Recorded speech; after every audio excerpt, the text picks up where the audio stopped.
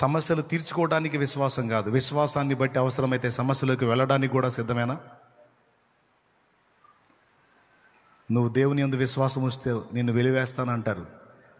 ఇప్పుడు నీ విశ్వాసం నిన్ను సమస్యల్లోకి నెట్టింది. నువ్వు దేవుని యందు విశ్వాసం ఉంచినందుకు నీకు ఉద్యోగం రాకుండా చేశారు. ఇప్పుడు నీ విశ్వాసం నిన్ను సమస్యల్లోకి నెట్టింది. నువ్వు దేవుణ్ణి విశ్వసించినందుకు నీ పొలంలో వ్యవసాయం చేయడానికి కూడా సహకరించలా, చేయలే. నీ విశ్వాసం ఇప్పుడు నీ పొలం పండకుండా చేసింది. నువ్వు దేవుని యందు విశ్వాసం ఉంచినందుకు నీకు నా అన్న వారందరూ దూరం అయిపోయారు. ఇప్పుడు ఏ విధమైన ఆదరణ లేక ఒంటరివైపోయావు. నీ విశ్వాసం నిన్ను ఒంటరిని చేసింది, ఏకాకిని చేసింది. నువ్వు దేవుని యందు విశ్వాసం ఉంచినందుకు, నిన్ను ఆదుకుంటామని మాటిచ్చిన వాళ్ళు నువ్వు విశ్వసించినందుకు ప్రభుని నీకు చేస్తామన్న సహాయం కూడా చేయకుండా నిర్దాక్షిణ్యంగా నిన్ను వదిలి వెళ్ళిపోయారు. నీ విశ్వాసం ఇప్పుడు నిన్ను సమస్యల్లోకి నెట్టింది. ఇప్పుడేంటి నీ పరిస్థితి?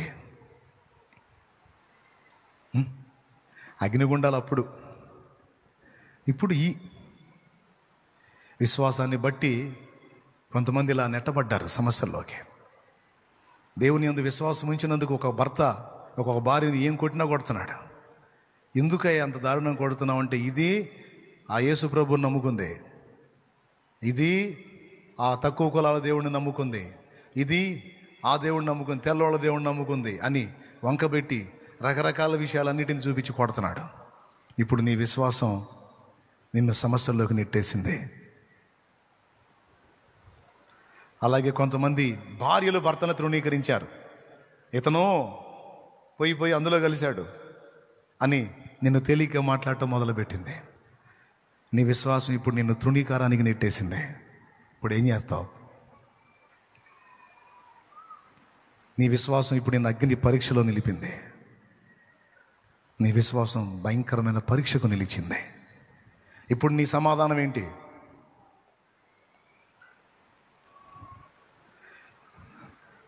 నీ సమాధానం ఏంటి? పానే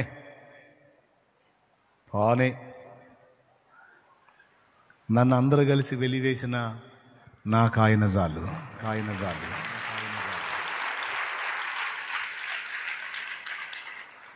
నాకు ఉద్యోగం రాకుండా తీసేసినా, లేకపోతే నా ఉద్యోగం నవ్వుల పాలైనా, నాకు ఆయన చాలు. పర్వాలేదు.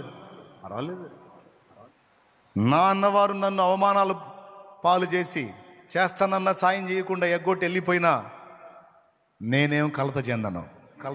ఇవన్నీ ఎన్ని చేసినా ఎవరు చేస్తారు? మనుషులు. కానీ నేను విశ్వసించింది, నేను హత్తుకున్నది జీవము గల దేవుణ్ణి, సృష్టికర్తనే.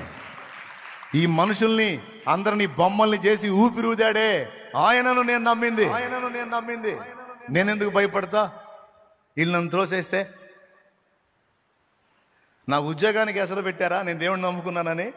పోనీ నా దేవుడు నన్ను ఎలా నిలబెడతాడో తెలుసా? ఈరోజు ఆయన నిమిత్తం నా జాబ్ నిజంగా పోతే 100 మందికి నేను జాబ్ ఇచ్చేటట్టు చేస్తాడు ఆయన. చూడు, చేస్తాడు ఆయన. చెయ్యకపోయినా పర్వాలా. ఆయనను బట్టి ఈరోజు నేను నా అన్న వాళ్ళందరినీ కోల్పోతే ఇంకా నాకేం దిక్కు ఉండదా? నేను కోల్పోయింది 4 అయితే 400 మందిని నాకు ఇస్తాడు నా దేవుడు. హల్లెలూయా. ఈరోజు ఆయనను బట్టి, ఆయన అందరి విశ్వాసాన్ని బట్టి నేను అవమానానికి అప్పగించబడితే దానికి ప్రతిగా ఇక్కడ అక్కడ కూడా శాశ్వతమైన ఘనతను నాకు ఇస్తాడు. ఇయ్యకపోయినా పర్వాలా.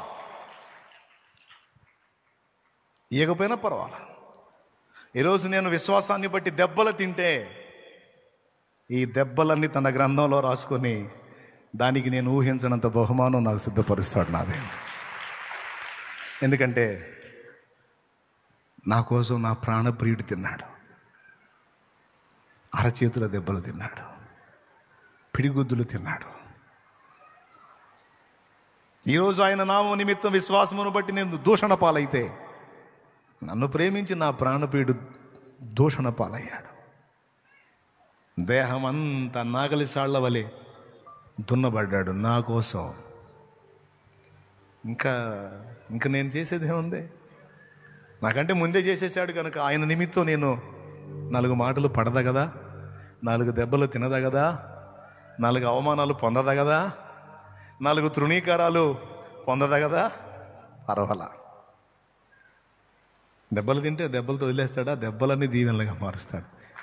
నా మీద చేయి చేసుకున్నవాడిని కూడా కదిలిస్తాడు నా దేవుడు. హల్లెలూయా. ఆయన అన్నీ నాకు ముందే చేసేసాడు. నేనేదో స్పెషల్గా ఆయన కోసం పొందింది ఏముంది? నా కోసం తిట్లు తిన్నాడు, నా కోసం మహిమను వదిలిపెట్టాడు, నా కోసం అరచేతులు దెబ్బలు తిన్నాడు, నా కోసం ముసుగు వేయించుకొని పిడిగుద్దులు తిన్నాడు, నా కోసం చిత్రవదన అనుభవించాడు. నా ప్రభు కోసం ఈ మాత్రం పొందదా కదా అనే హృదయం నీకు ఉన్నట్లయితే నువ్వు ఒక అంతస్తుకి ఎక్కినట్టే, ఇతరులకు నువ్వు ఛాలెంజ్గా నిలిచినట్టే, ఇతరులకు నువ్వు సవాల్ ఇస్తున్నట్టే.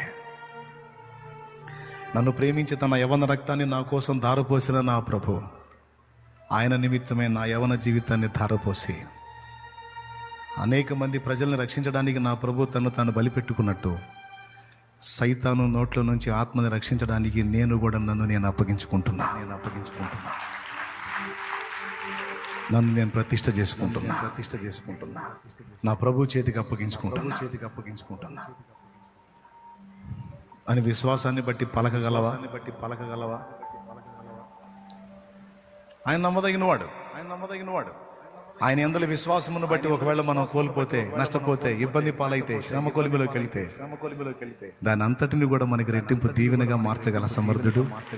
మార్చకపోయినా అనాలి ఆ మాట కూడా, మార్చగల సమర్థుడు. మార్చకపోయినా పర్వాలా.